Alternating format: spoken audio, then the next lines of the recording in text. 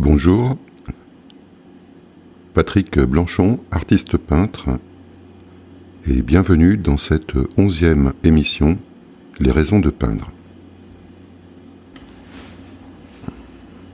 Donc là je vais attaquer une nouvelle série d'émissions qui est toujours en lien avec les séries, avec les raisons de peindre. Alors ça participe en fait d'une formation que je suis en train de travailler sur la plateforme du mouvement, et une formation de David Ferriol sur la démarche artistique, c'est-à-dire comment construire une vraie démarche artistique. Alors j'insiste un peu sur le mot vrai parce que j'ai eu un petit accrochage entre guillemets, vraiment, avec David. Pourquoi préciser une vraie démarche artistique ? Quelle est la différence entre une vraie démarche artistique et une démarche artistique tout simplement ? Eh bien, il m'a fallu quelques semaines pour comprendre en fait pourquoi moi je butais sur ce mot vrai. Et effectivement, on peut avoir une démarche artistique, comment dirais-je ? Par exemple, hier soir, dans un vernissage, j'ai rencontré une dame qui peint, et j'ai essayé en fait de comprendre un petit peu sa démarche artistique quant à sa peinture. Donc elle peint des paysages, beaucoup de paysages. Et puis j'ai essayé de creuser un petit peu, mais qu'est-ce qui vous fait peindre des paysages ? Et en fait, ça reste sur un plan un peu flou d'émotion, c'est-à-dire que les couleurs me plaisent, je ressens quelque chose et je le peins. Alors c'est vrai que si on peint, c'est qu'en principe on peut pas l'exprimer autrement, on peut pas l'énoncer autrement. Mais tout de même, j'ai essayé un petit peu de creuser avec elle, donc je l'ai laissé parler, elle m'a parlé de ses peintures. Et puis à un moment donné, elle me dit puis j'adore l'univers. Ouais. Et donc à côté de ce travail-là, je peins des étoiles, des choses un peu, des nébuleuses, des galaxies, des choses comme ça. J'ai dit c'est intéressant. Et quel est le lien en fait avec les paysages ? Parce qu'en fin de compte, on pourrait trouver plein de liens. Hein. Elle n'a pas non plus, elle n'a pas pu me le dire non plus. Ça reste toujours en surface. Non, je peux pas dire ça. Mais ça reste inexprimé vraiment de manière claire. Donc une vraie démarche artistique, ça serait bien sûr aller beaucoup plus profond en soi pour aller rechercher des informations. Un peu comme quand j'étais gamin et que j'allais à la pêche, il fallait bien choisir le fil qu'on allait monter sur la canne à pêche en vue du poisson qu'on allait pêcher. Parce que si c'était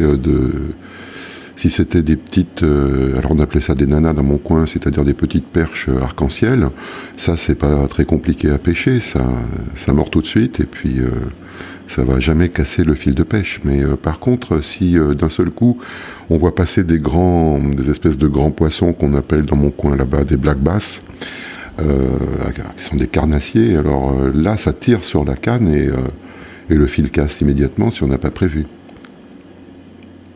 Donc cette histoire de démarche artistique me travaille beaucoup, vous l'avez compris ces derniers temps. C'est un petit peu le but aussi de toutes les émissions en fait que j'ai réalisées auparavant. Et là, je voudrais m'enfoncer un peu plus profondément dans une partie de cette démarche qui est la recherche d'idées fortes, c'est-à-dire une vingtaine d'idées fortes qui me permettraient d'avoir un peu un guide pour travailler cette année 2019. Donc je ne vais pas travailler sur 20 idées fortes, bien sûr, parce que ce serait encore s'éparpiller, mais simplement de les énoncer de manière à voir en fait de quoi moi je suis constitué, quelles sont mes préoccupations du moment, et voir ensuite quelles sont les plus puissantes qui pourraient m'entraîner à créer des séries, des collections par rapport à ces idées fortes. Voilà. Donc le but, c'est d'en énoncer une vingtaine de manière de manière spontanée, et puis ensuite en choisir... Enfin non, il faut en énoncer une vingtaine, et donc on prend une feuille de papier, logiquement, on en écrit 20, et puis sur la droite, on essaye de trouver des jalons, en fait, qui peuvent alimenter, en fait, chacune de ces idées fortes. Donc ce que je me propose de faire, en fait, c'est de faire une petite émission par idée forte, et puis d'essayer de la développer, de faire le travail, en fin de compte, en audio, parce que je me rends compte qu'il y a beaucoup de choses qui arrivent de manière spontanée en audio, alors que si je me mets à l'écrit, sans doute la réflexion va peut-être l'emporter sur la spontanéité. Donc l'audio me paraît un bon format, en plus ne pas trop s'étaler, peut-être une dizaine de minutes, une quinzaine de minutes, pour chaque idée forte, et trouver en fait tous les jalons qui peuvent l'accompagner.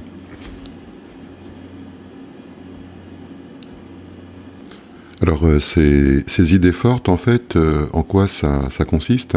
C'est en fait 20 idées que j'ai sur le monde. Quelles seraient les 20 idées que je pourrais dire comme ça, de manière spontanée, tout de suite, sur le monde?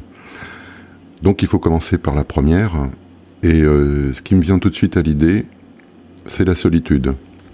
C'est-à-dire qu'on est seul au monde. Quelle que soit la configuration dans laquelle on se trouve, tôt ou tard, on se trouve confronté à cette solitude, et tout dépend en fait de notre réaction par rapport à ce sentiment, c'est-à-dire qu'est-ce qu'on en fait. Est-ce que cette solitude, on en souffre, ou bien est-ce que ça peut être justement un tremplin pour aller encore plus fort vers les autres? Voilà. Donc ça serait la première idée forte que j'aimerais développer aujourd'hui.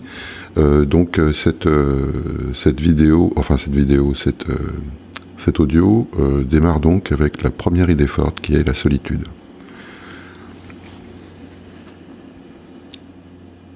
Donc quand je pense déjà au mot solitude, ça me renvoie bien sûr tout de suite à l'enfance, mais je l'ai déjà développé pas mal dans les émissions précédentes. Donc je ne vais pas non plus m'appesantir sur cette notion d'enfance, surtout que la notion d'enfance, c'est plus on vieillit, plus on rajoute des couches sur ces événements enfantins, et on n'est pas sûr en fait que toutes les couches qui la recouvrent en fait ne soient pas une fiction en fin de compte, comme beaucoup d'autres choses. Donc comment éprouver en fait la solitude dès le départ? Qu'est-ce qui a fait à un moment donné que j'ai ressenti ce sentiment très fort? Alors évidemment, il y a la mer en fait. La mer, c'est le premier attachement, quoi, en fait. Donc, alors dans mon parcours, je suis né prématurément. Et donc, alors ça c'est ce qu'on m'a raconté, parce que je n'ai aucun souvenir de ça. Donc j'ai été placé en couveuse pendant un certain nombre de semaines, de manière à finir ma maturation, si on veut. Et donc il est fort probable, ça c'est moi qui l'imagine, que du coup il y a eu un arrachement terrible entre ma mère et moi dès ce moment-là. Ensuite, pour des raisons qui me sont un peu étrangères, mais que je peux deviner, ayant vécu un peu, ma mère n'a pas pu m'élever tout de suite, donc j'ai été placé chez mes grands-parents, et elle venait me voir de temps en temps, donc je me souviens en fait de son image qui se penchait au-dessus de moi, et je la trouvais très belle. Et la douleur en fait de son départ et de l'attente. Donc cette première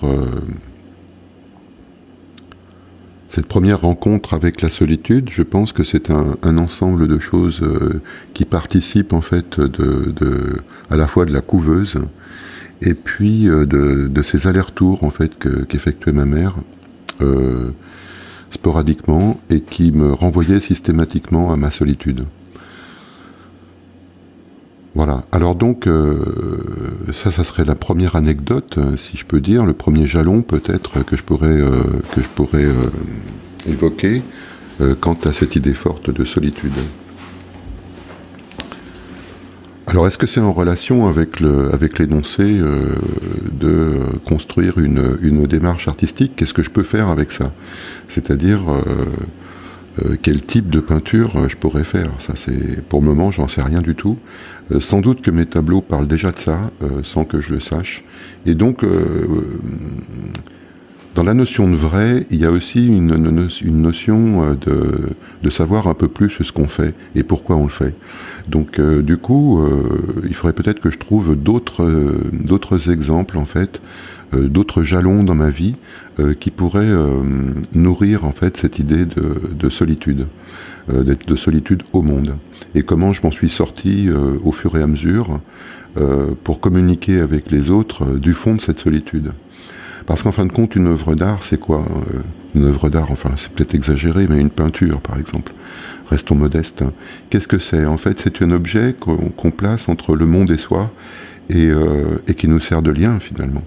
C'est-à-dire que, bien sûr, que le but aussi, c'est de vendre des œuvres d'art à terme. Mais la première chose en fait qui est importante à retenir, c'est que c'est un objet qu'on expose entre le monde et soi, c'est-à-dire un intermédiaire.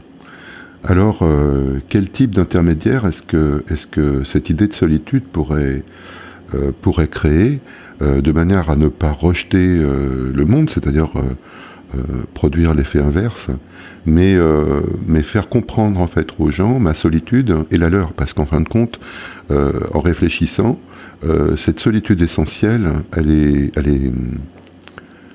est partagée par tout le monde. On est tous à un moment donné, on s'est tous retrouvés à un moment donné, confrontés plus ou moins à cette solitude. Alors peut-être pas de manière aiguë tout le temps, mais je pense qu'on vit tous, plus ou moins, à certains degrés, cette solitude. Voilà. Donc c'est une constante qui fait partie, en fait, de mon travail également.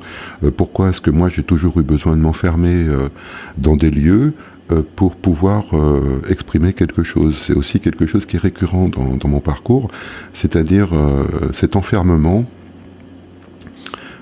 pour pouvoir m'exprimer. Alors c'est très étrange cette notion d'enfermement parce que quand je parle de ça, je revois mes chambres d'hôtel par exemple, je revois des coins de nature où il fallait absolument que j'aille pour me ressourcer et être en relation avec le tout quoi en fait, hein. C'est-à-dire si les hommes ne m'acceptaient pas, parce qu'il y avait aussi cette notion d'acceptation ou de rejet dans la solitude, si les hommes ne m'acceptaient pas, ou si je n'acceptais pas les hommes, il fallait quand même que je sois en lien avec quelque chose. Et ce quelque chose, pour moi, ça devenait la nature ou l'univers, pourquoi pas. Et donc, je cherchais des lieux dans la nature pour communiquer. Alors, une anecdote qui me revient, par exemple, c'est aussi sur le sens des mots. Le sens des mots et comment nommer les choses. Alors, par exemple, dans mes promenades en forêt, à un moment donné, le mot arbre. Et j'ai une relation très très forte avec les arbres. Et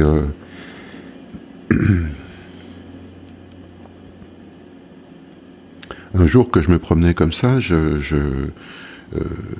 me suis dit, mais comment je peux exprimer ce que je ressens par rapport à l'arbre? Et j'ai essayé de trouver un autre mot, autre chose en fait, qui pouvait sortir de moi que le mot arbre. Et je suis resté en catatonie pratiquement, parce que rien ne pouvait sortir, tellement c'était énorme ce que j'avais à dire. Et en fin de compte, j'ai sorti le mot arbre bêtement, quoi, finalement. Et donc, cette démarche, quelque part, que j'ai effectuée alors je devais être gamin, hein, mais ça me met bien sur la piste, en fait, de ce que peut être une vraie démarche artistique, parce que rester comme ça, impuissant par rapport à l'expression, et de tout ce qu'on peut ressentir par rapport à quelque chose, voilà ce qu'il faut travailler. C'est-à-dire qu'il faut vraiment creuser, alors parfois avec violence, c'est ce que j'ai beaucoup traversé, c'est-à-dire me forcer, la violence, l'effort, etc. Peut-être qu'en utilisant l'autre versant, c'est-à-dire l'amitié avec les choses, avec les concepts, avec les émotions, ça peut aussi fonctionner.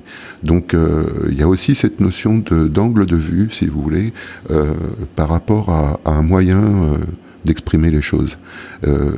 En ce qui me concerne, ça a été un peu au forceps, hein, et j'aimerais bien tenter de trouver en fait d'autres modes en fait d'action. Alors ça fait partie aussi de cette démarche artistique, puisque à l'étape d'après, c'est-à-dire une fois qu'on a énoncé les idées fortes et les jalons, il faut trouver 3 angles de vue pour énoncer en fait chaque idée forte. Donc voilà, moi je me rends compte, par exemple, en faisant cet audio, que ce qui primait en fait dans ma volonté d'expression, c'était la force, c'était la puissance peut-être, et puis la violence. Donc c'est intéressant de découvrir ça maintenant en faisant cet enregistrement. Voilà. Pour cette première idée forte, peut-être qu'on va s'arrêter aujourd'hui, et je la développerai sans doute autrement, peut-être tout seul. Mais c'était pour vous montrer en fait l'importance d'aller chercher en soi cette justesse peut-être, ou cette authenticité, et ne pas en rester à une émotion de surface, et creuser encore. Alors peut-être pas creuser toujours avec une pioche, mais de temps en temps peut-être prendre, vous savez, comme les archéologues font pour dégager les vestiges, c'est-à-dire de temps en temps un pinceau fin pour retirer la poussière, et ne pas endommager en fait ce qu'on va découvrir.